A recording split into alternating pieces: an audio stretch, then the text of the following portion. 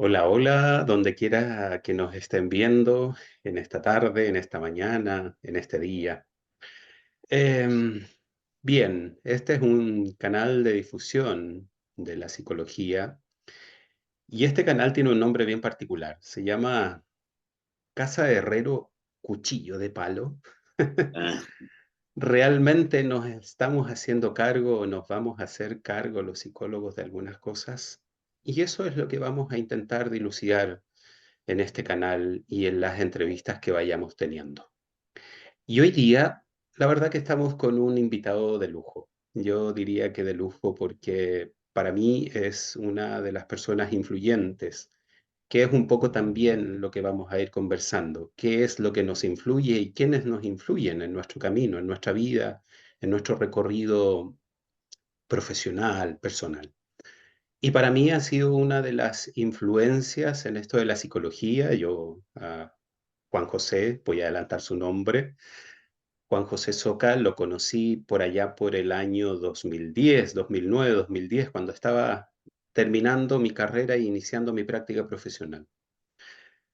Juan José es un psicólogo titulado de la Universidad Mayor de Uruguay, es magíster en etnopsicoanálisis de la Pontificia Universidad Católica de Valparaíso, es psicoanalista, miembro del grupo psicoanalítico Plus de acá de Santiago de Chile.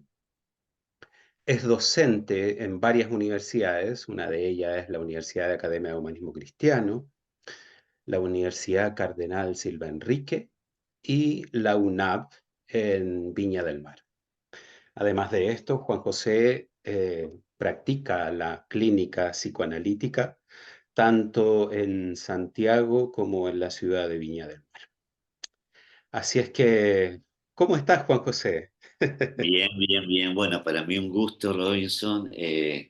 Como tú expresaste, bueno, ahí nos conocimos en la Academia del Humanismo Cristiano. Así Han es. pasado ya varios años, año 2009, 2010, y para mí un gusto reencontrarme contigo. eh, y bueno, y poder conversar, charlar, plantear preguntas, comentar algunas cosas que pueden interesar al público, ¿no? Así es, de eso se trata, de eso se trata.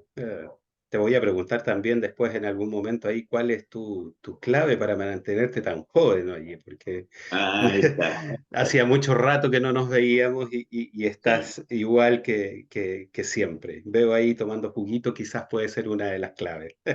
Podría ser, ¿eh? Podría ser. Sí. Bien, Juan José, entrando un poco en tema, me gustaría Sí, preguntarte, dale. eh, por tus inicios. Quizás el público lo ha notado en tu acento, Sí, porque los chilenos tenemos un acento también muy particular. Tú claro. eres uruguayo y como yo lo decía en la introducción, te titulaste en la Sí, universidad en Uruguay. Cuéntame un sí. poquitito como de tus inicios, de dónde Sí, vienes, tu sí, familia, sí, mira, bueno, yo nací en el año 1952, ahí ya vayan sacando sus cálculos, propias conclusiones. propias conclusiones. Nací en Montevideo, fue una infancia muy bonita. Sí, tal vez tuve no sé si suerte, pero tuve ahí la oportunidad de insertarme y vivir en un momento muy particular en mi país y yo diría en América Latina. Me estoy refiriendo a la década de 60. Ujú. Eh, una década bien, así, muy particular, especialmente en América Latina. Eh, Era la época de los Beatles, año 68, el famoso Mayo francés, el Festival de Gusto. Eh, Así, éramos jóvenes con mucha esperanza de cambiar el mundo. Mm, mm.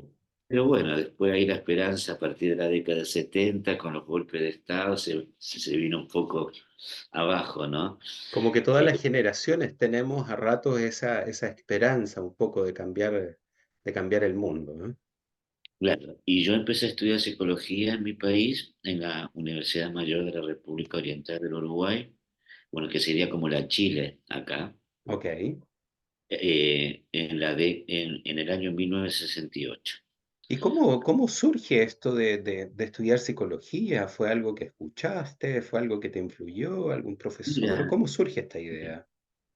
mira, un poco siendo recuerdos, yo pienso que me marcó mucho un profesor de filosofía en la ciencia Mm, secundaria. Un profesor de filosofía como bien, bueno, como muy profesor de filosofía, ¿no? Recuerdo que en invierno, en verano usaba el mismo chaquetón, ¿sí? Y no se lo sacaba, usaba las lentes poto de botella, chascón, ¿sí? Y, y lo recuerdo muy bien, un excelente profesor. Eh, y ahí yo empecé a interesarme de todo lo que sea filosofía, psicología, antropología. Entonces yo pienso que me marcó mucho. Yo habría tenido 16, 17 años más o menos. ok, ok. Y, y claro, y yo ya más o menos tenía una idea de empezar a estudiar, ¿no?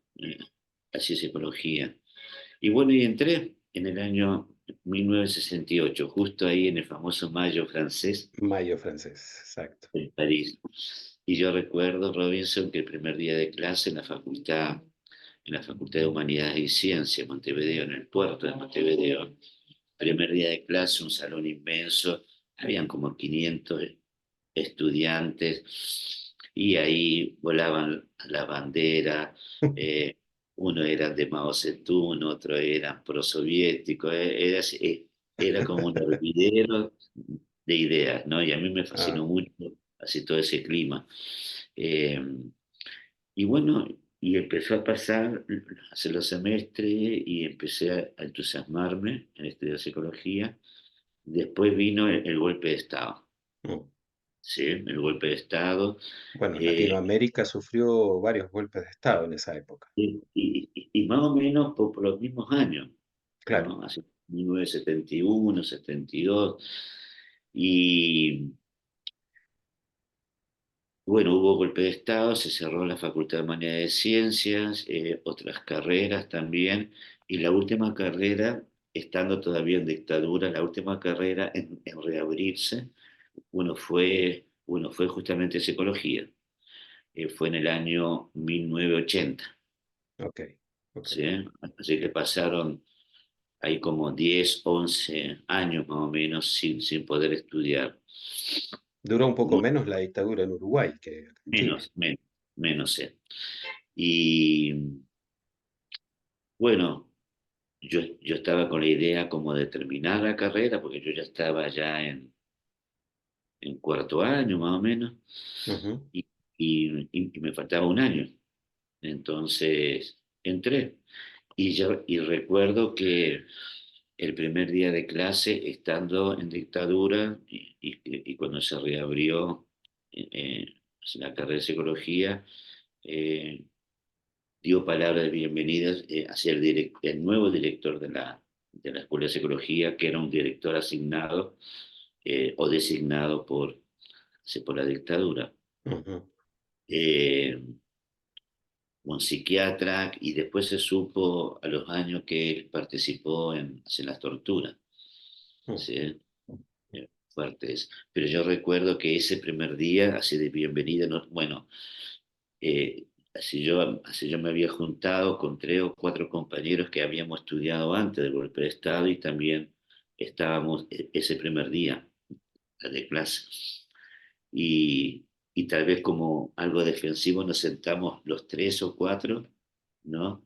Eh, contra la pared, digamos, al fondo de la sala de clase. Muy distinto al escenario que me graficas en este primer día de Sí, sí, sí. universidad. Sí, sí. Mm, Así había muchos temores. Y, ¿qué te iba a decir?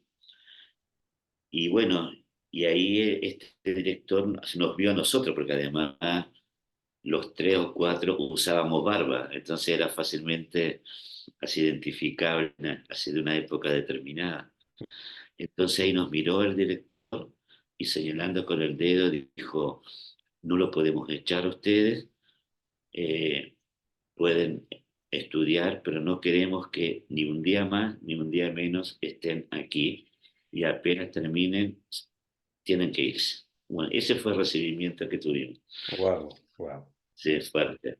Y ahí, bueno, terminé, así me faltaba un año, terminé en el año 1981. Ahí me titulé como psicólogo y, ¿Cuál era la influencia teórica que tú tenías o que de alguna forma la universidad tiene o si tenía en esa época? claro, mira, básicamente, fundamentalmente, psicoanálisis. Ah, ok, Sí. ok, Si bien había otros enfoques sistémico, humanista, pero el grueso, digamos, de los ramos eran del marco psicoanalítico. ok, ¿eh? Así psicodiagnóstico, psicoterapia. Además, la carrera, si uno compara con las mallas actuales, para que usted tenga una idea, teníamos el ramo de psicodiagnóstico durante 3 años dentro de la carrera. claro. ¿eh? Teníamos psicoanálisis durante toda la carrera. Wow, Sí, potente el eh, psicoanálisis entonces. fue potente, ¿no? Entonces, bueno, ahí yo me titulé, empecé a trabajar en consulta privada, año 1982, Ahí todavía seguías en Uruguay. Uruguay, sí. Sí. Ok. Y, y ahí, junto con otros colegas, también psicoanalistas, fundamos en el año 82, 83 más o menos, una comunidad terapéutica para jóvenes drogadictos. ¿Sí? Y fue una muy buena experiencia. Mm, Eh, mm. eh, yo estaba a cargo así, del área social, clínica social, porque llevaba a estos pacientes al teatro o a tomar algo en un café, como para poder ayudarlo a insertar en el mundo. Y fue una experiencia muy buena, muy buena. Bueno, además yo hice la práctica profesional en el hospital psiquiátrico, entonces ya tenía ya más o menos una cierta base en cuanto a la psicosis, Ok, etcétera, ¿no? más de Y psicopatología. claro, psicopatología. Y después, yo diría año 1985 más o menos, me salió una beca de estudio para ir a Italia, ¿sí? A Italia. Ok. Italia, ahí estuve 2 años y medio y trabajé en un hospital. ¿Y eh, esta beca tenía que ver con alguna especialización? ¿Tenía que ver con alguna orientación teórica? Sí, psicodiagnóstico, no, Psicodiagnóstico. especialmente psicodiagnóstico clínico, y ahí atendíamos pacientes, bueno, niños, jóvenes, adultos, ¿sí? Y fue también una experiencia potente, ¿no? Mm, Además, yo me fui allá a Italia sabiendo poco italiano y ahí tuve que arreglármelas, ¿no? mm, mm. Y a salir del país. Y bueno, y volví. eh, y en el año 1987, o no, 88 perdón, bueno, falleció mi padre y, y un gran amigo mío, también psicoanalista, él tenía, digo tenía porque ya no está, murió, eh, amigos aquí en Chile, Santiago de Chile. Bueno, y él sabiendo, digamos, así de mi situación personal, así me invitó a venir a Chile. Ok. Bueno, y justo, bueno, aquí yo conocí a la mamá de mis hijas y Acá en Chile. en Chile, claro, en Santiago. Y ahí me quedé del año 89 para acá, hasta ahora. O Mm, sea, llegaste al final, en el fondo, también de la dictadura acá en Chile, el año claro, sí, 89. sí, yo me acuerdo que fui al Parque O'Higgins, ¿no? Por la fiesta del No y todo. Ok. Y ahí nadie te señaló, ya eras uno más dentro de todos los Uno barbones más que dentro podían de la haber. masa, así dentro de la masa. Mm. Mira, Y mira, mira, qué bueno, bien. y te cuento, bueno, y ahí yo, en el año 1900, claro, 98, 99, me hice miembro del Grupo Psicoanalítico Plus hasta ahora. eh, y qué te iba a decir, y bueno, y como tú señalaste al principio, trabajo en tres universidades, consulta, tanto en Viña como en Santiago, ¿no? Para mí, aparte de mis hijas, estas son mis dos pasiones, ¿no? Clínica y academia. Mm, mm. Y siempre, bueno, ya nos contabas en el fondo que de alguna forma tus inicios tienen que ver con el ámbito más social, con el encuentro Mm, con gente en comunidades eh, eh, de adicción en el fondo. Hay claro, un tema social que uno podría decir, hay una influencia sin duda que tiene que ver con el contexto en el que tú naces, con el contexto en el que te empiezas a desarrollar, el contexto social. mm, eh, no por nada se dice de alguna forma que tenemos una cierta, en Latinoamérica sobre todo, tenemos una cierta orientación hacia la izquierda, pero también tiene que ver un poco con estas dictaduras que nosotros eh, tal cual.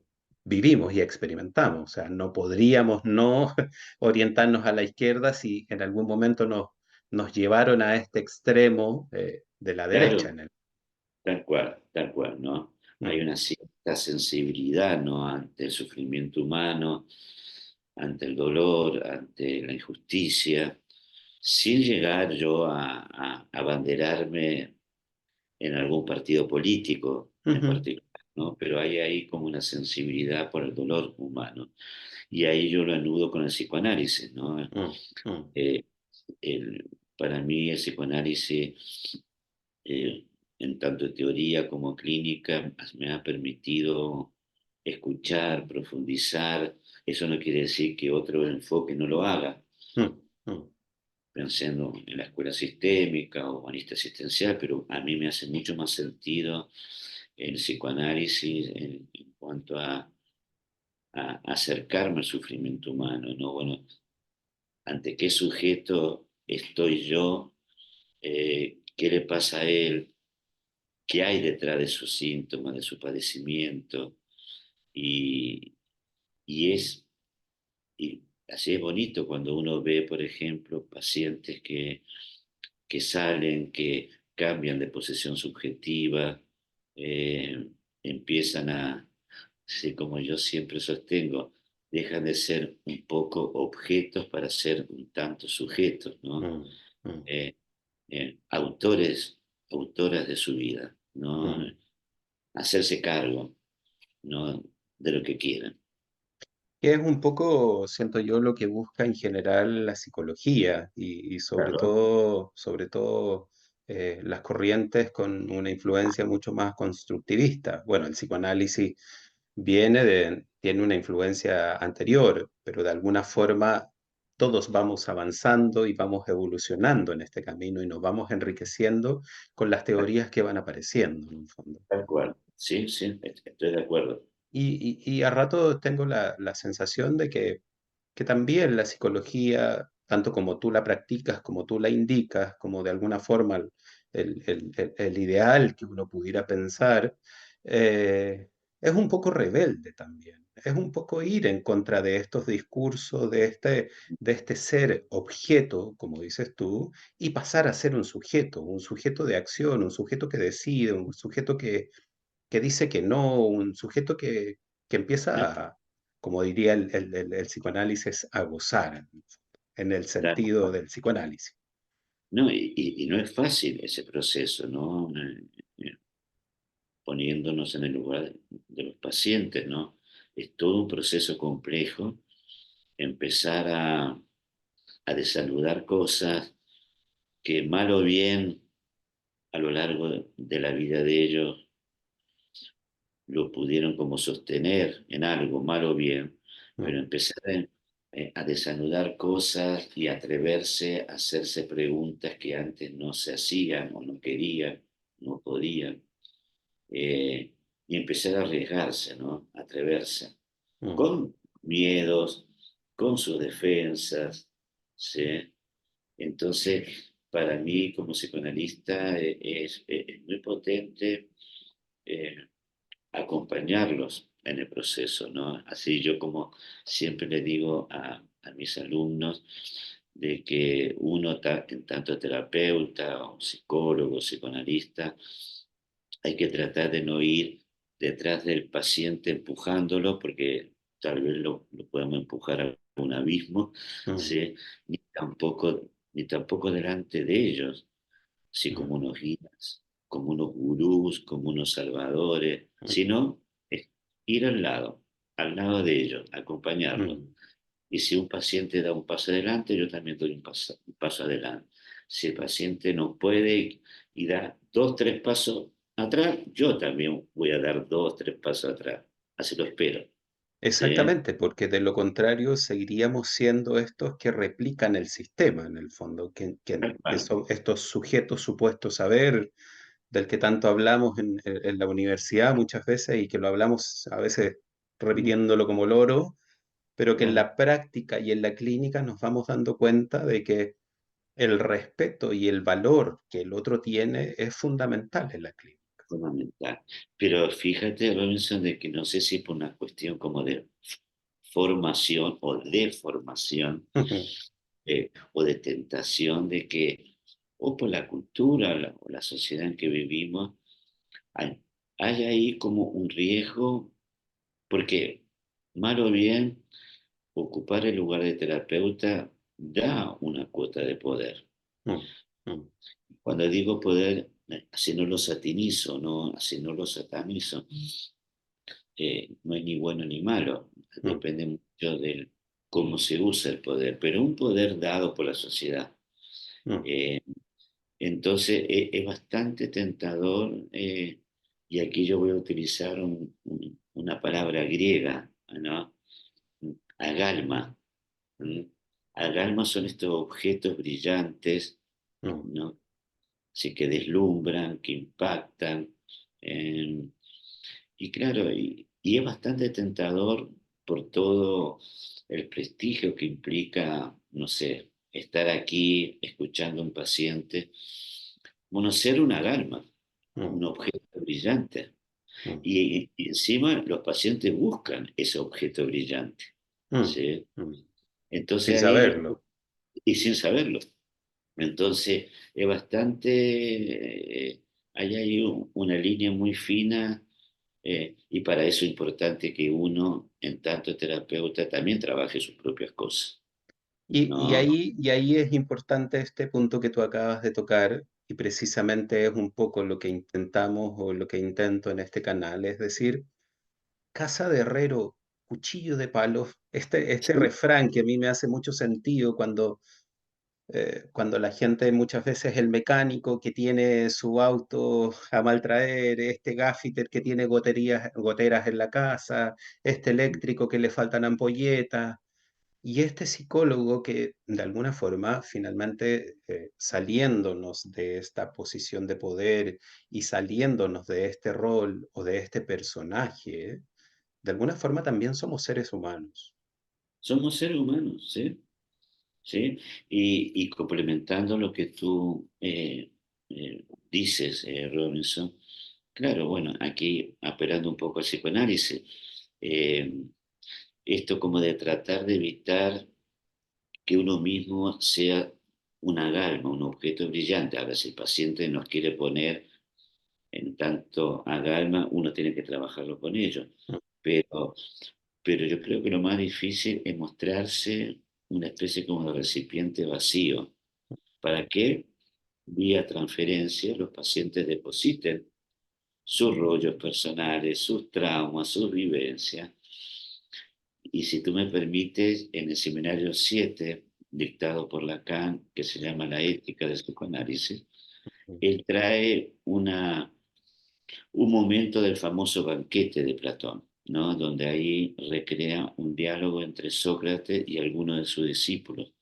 Y ahí Lacan recrea un poco un diálogo entre Sócrates y uno de ellos que se llamaba Alciábedes. Y este discípulo en un momento le profesó todo su amor a Sócrates. Y Sócrates, como viejo pillo, le dijo, no, tú no estás enamorada de mí, tú estás enamorada de Ágaton. el otro discípulo.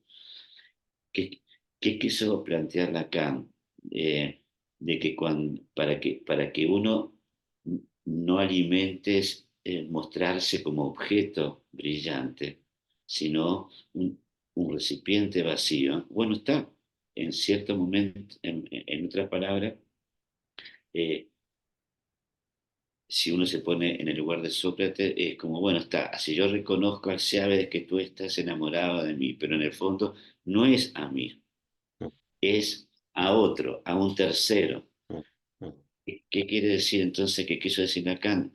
De que en el fondo Sócrates no era nada, un puro mm, recipiente vacío del amor que sentía Alcibiades hacia Sócrates. mm. Y ahí Lacan decía, bueno, tal vez Sócrates fue el primer psicoanalista en la historia cuando dijo, no, eh, enviar a los pacientes a una tercera instancia. No sé si quedó más o menos claro. Exactamente. ¿Qué quiero decir con esto? Así, no alimentar esa necesidad tal vez que tienen los sujetos de vernos como sujetos supuestos a ver, como tú dices, como objetos brillantes. Mm, Y eso implica trabajar nuestro propio narcisismo, absolutamente. trabajar nuestro ego, trabajar eh, qué hacer con ese lugar de poder que uno ocupa ahí. ¿Sí? Es un poco el estar consciente de estos puntos ciegos que tenemos de alguna forma. Yo Claro, siempre tal cual. utilizo la metáfora de cuando conducimos, en el fondo. Mm, Conducimos, tenemos tres espejos, pero mm, de alguna forma igual cuando voy conduciendo, hay un momento en que el vehículo del lado me está traspasando en donde yo no lo veo. Y la claro, importancia de estar atento a estos puntos ciegos es lo que de alguna forma nos permite, mm, esto que tú dices, en el fondo, no ser este objeto brillante, estar atento a nuestro narcisismo, estar atento a este poder que se nos mm, otorga sin que lo queramos muchas veces y sin que lo busquemos, porque claro, socialmente se nos entrega claro. un poder, pero estar atento y para qué utilizar el poder es lo que de alguna forma es lo que uno de algún modo tiene que ir trabajando. Ahora, Y- sí, dime, Juan José. No, no, y ahí hay una cuestión ética, en el sentido, ¿qué hacer con todo eso? Absolutamente, absolutamente. Ahora tú hablabas de dos pasiones, una que Sí, tenía que ver con tus hijas y otra que tenía que ver con, con las personas en la consulta. en la Y, consulta y en la academia, ¿no? y en la academia, exactamente. Entonces, te quería preguntar un poco también por este camino y esta influencia en el fondo que empiezas a tener, porque uno podría decir, bueno, hay psicólogos en el área laboral, hay psicólogos en el área del psicodiagnóstico, hay psicólogos en los hospitales, qué sé yo. Pero a ti, Sí, y lo nombras como tu gran pasión, tanto la academia mm, como las personas en la consulta. ¿Qué es sí, de alguna forma esta pasión? ¿Qué hay de ti, de Juan José, en el fondo, sí. en este acto de estar con este otro y de estar con estos otros en formación también? Mira, con respecto a la clínica, eh, para mí, digamos, me despertó la pasión por la clínica mi primer psicoanálisis que me hice. Ok.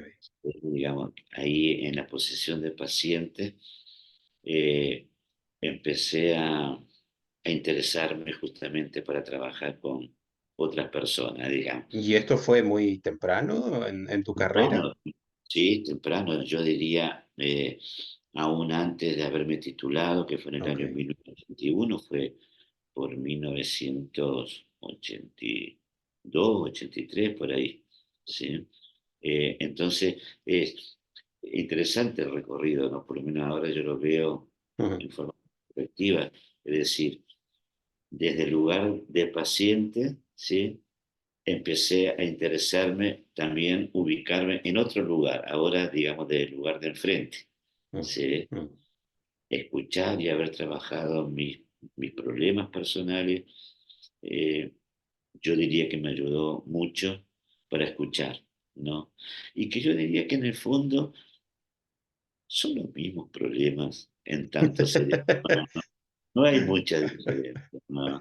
Claro, cada Exacto. uno. cada uno con su propia historia, hay variaciones, pero hay ahí como una constante en cuanto a problemáticas, en tantos sujetos neuróticos, bueno, Mm, sabemos, eh, nuestros conflictos con uno mismo, con los otros, ¿sí? exactamente. Eh, entonces, yo te podría decir de que mi interés por esa pasión, el trabajo clínico, partió desde mi lugar como paciente, ¿sí? Y yo diría que en cuanto a la docencia, como yo te había comentado antes, que me marcó mucho ese docente de filosofía Mm, mm, en la enseñanza secundaria. mm. Y aquí, en cierto modo, yo creo que quise identificarme, ¿no? Con algo de ese profesor, ¿no? Seguiste con Porque la barba por lo menos. por lo menos seguí con la... Pero, pero fíjate que él tenía todo un estilo que después con los años yo dije, pucha, yo sin querer, yo adopté o me identifiqué Mm, con algunos rasgos de ese, porque eran clases densas, filosóficas, de mm, filosofía, Kant, Hegel, Descartes, pero la hacía muy entretenida y muy aterrizada, mm, con mm. ejemplos, con viñetas, con... eh, bueno, en aquel entonces no se usaba PPT, sino que No. era una pizarra color negro, unas tizas blancas, igual funcionaba, ¿no? La cosa. Exactamente, exactamente. Yo diría entonces que estas dos pasiones surgieron, mira, ahora que lo digo, una de las pasiones surgió yo en tanto paciente, la otra en tanto alumno, Mm, mm, ¿sí? mm, Eh, y con los años, claro, bueno, así no dejé de ser paciente ni tampoco dejé de ser alumno, porque por más que soy docente y Seguiste no lo estudiando. sigo estudiando Mm. y además los estudiantes me enseñan mucho a través de sus preguntas, de sus comentarios, De de sus sus historias también. de sus historias, no sé, en el recreo, con alguno de ellos fumar un puchito, no sé, Mm. compartir, eso. Qué bien, Juan José. Por esto del Zoom y todo, nos van quedando solo un par de minutos. Bueno, Y ya, sí, quizás nos va a quedar para una segunda, ¿por qué una no? segunda, no, dale, así cuenta conmigo, Sí, sí, pero me interesaría que de alguna forma en estos par de minutos, en estos 3 minutos que nos queda, hiciéramos una especie de cierre en el fondo. dale. En tanto hay influencias, siempre las hay, y son las influencias las que de alguna forma nos van marcando. Y estos elementos importantes a tener siempre presente, que tienen que ver con nuestras heridas, con nuestra historia y cómo esa historia a veces Mm, resuena y cómo tengo que hacerme cargo de esa historia para, mm, de alguna forma, no teñir la historia ni influir ni más ni menos y estar mm, siempre al lado, como decías tú, dando el paso, si la persona da el paso o retrocediendo, si la persona retrocede, siempre mm. siendo este acompañante. Y esto siento yo que es de alguna forma el hacernos cargo de este refrán, en el fondo. No, tal cual, sí, no, yo estoy plenamente de acuerdo contigo, Robinson. Yo creo que todos, en menos o en más, llevamos nuestras propias heridas. El- yo diría que el problema está así justamente en negarlas. Y, muchas veces no queremos saber nada de la herida y menos de las heridas de otros, Mm, eh, pero que tenemos que hacernos cargo. ¿Sí? Eh, y es a partir de las heridas que uno sigue caminando, sigue avanzando. eh, y yo diría, soy un enamorado del trabajo que yo hago, tanto docente como clínico. Eh, Hay un dicho ahí de que nada de lo humano me es ajeno, ¿no? mm, Así creo que lo dijo Unamuno, filósofo español, si no me equivoco. Nada de lo humano me es ajeno. Eh, y es una manera, yo diría, de poder comprometernos con los tiempos que nos tocó vivir. Tiempos hoy por hoy bastante oscuros, ¿sí? Hay una mayor incertidumbre hoy día. Eh, yo creo que en cada época hay también una cuota más o menos importante de, así de incertidumbre, pero hoy día yo veo que aquellos demonios que habíamos pensado que estaban enterrados están apareciendo de vuelta, ¿no? Están saliendo de la tierra y eso a mí me preocupa, ¿sí? No me asusta, hay que enfrentarlos, porque es parte de la vida humana, pero están apareciendo algunos demonios que uno creyó que estaban muy enterrados. Y entonces, ay, ay, ay, ay. Nos Bueno, dejas enganchado para una segunda entrevista sin duda.